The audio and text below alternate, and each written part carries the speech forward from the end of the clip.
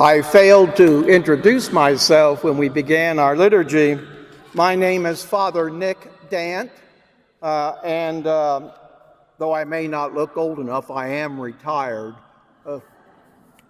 But I've been retired only for a couple of years as a priest of the Archdiocese, and now I fill in and help out wherever I can do so, and I'm happy to do so, and I'm happy to be with you this morning to celebrate this Mass for the Feast of the Holy Family.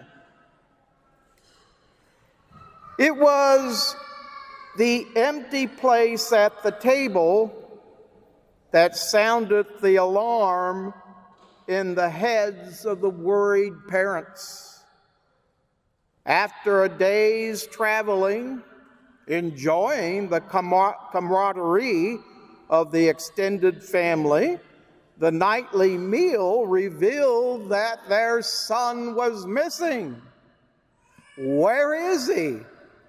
And off they rush, we're told, back to Jerusalem, frantically looking for their 12-year-old son. Can you imagine the thoughts that may have been running through Mary and Joseph's minds? Could he have fallen prey to thieves who could have sold him off to slavery? Could he have been dead even, used up and then beaten and disposed of? Mary and Joseph must have really been beside themselves. Traveling in their day was a very dangerous enterprise, and why people usually traveled in huge caravans as protection from the thieves and the robbers along the way. In our modern era, circumstances may be different, but most families probably know what it is like to have an empty chair at the table. A place may be meant for a son or a daughter who may be absent for any number of reasons: estrangement from the family, or a teenager runs off from home, or a son or daughter away on military duty in some obscure place on the other side of the globe, or maybe even death has claimed a son or daughter too soon, and the chair at the table is empty. Sometimes, though, the story does end happily for families. The soldier returns home for the next holiday. A very sick child fighting a dreaded disease does recover.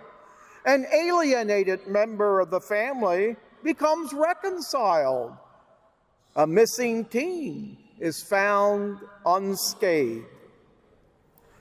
We might think that the story of Mary and Joseph finally finding Jesus in the temple in Jerusalem ends on a happy note, or at least it sounds like a happy note to us. Even though Mary and Joseph were probably upset with Jesus, undoubtedly, possibly even very angry, the emotions of relief and sheer joy at finding their Jesus unharmed probably just overwhelmed them. We are told that Jesus then went down to Nazareth, went back to Nazareth with his parents, was obedient with them, and he grew in grace and age and wisdom. What could be happier? However, though our gospel story does seem to end on notes of relief and joy, all seemingly resolved, Jesus does sound a more obscure note when he answers Mary, "Son, why did you do this to us?" And he answers, "Did you not know that I must be in my Father's house?" In other words, Jesus must be about God's business and obedience to the Father's will. And we all know where Jesus' obedience to God will ultimately lead. That obedience to God will strike a sword of sorrow in Mary's heart that will surpass any sorrow she experienced at the loss of her 12-year-old son. That obedience to God's will, though, Jesus does learn in the crucible of the Holy Family, with a mother who always said yes to God's will. She said yes to Gabriel, remember, when she was asked to be the mother of the Messiah. And a human father who also said yes to the angel who directed him to take Mary into his home as his wife. It is in the crucible of the Holy Family's home in Nazareth, Luke's gospel tells us, that Jesus did grow in age and wisdom and grace before God and man. Through the parental love and care of Mary and Joseph, Jesus came to understand how precious and beloved he is of God as God's chosen one. Mary, who sang the Magnificat about the powerful being brought down and the lowly being raised up, would have instilled in her son Jesus his deep sense of compassion for those who are suffering and those who are yearning for justice, all in obedience to God's inclusive love.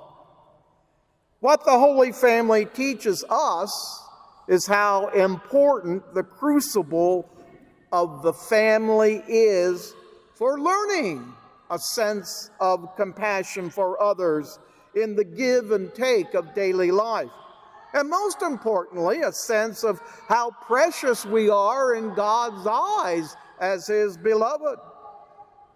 Experiencing God's love for me as his beloved son or daughter, I learn in turn to respond to God in obedience out of his love for me, as Jesus learned within that crucible of the Holy Family.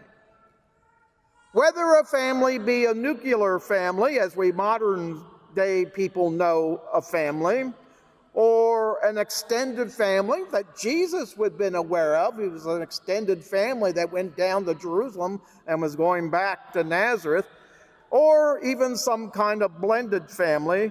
The family experience is important, is vital for growing in age and wisdom and grace before God and before our fellow human beings. How vital the family is for an experience of God's love and to learn how to be obedient to God's will as Jesus did. In the crucible of family life, we all hopefully discover what Paul the Apostle tells us, that we are God's children now. We are all part of God's family, and hopefully learn as Jesus to respond as Mary responded and Jesus responded, and always saying yes to God's will, and that we must discover that we all should be about the Father's business. We are all called to do such, to be about the Father's business.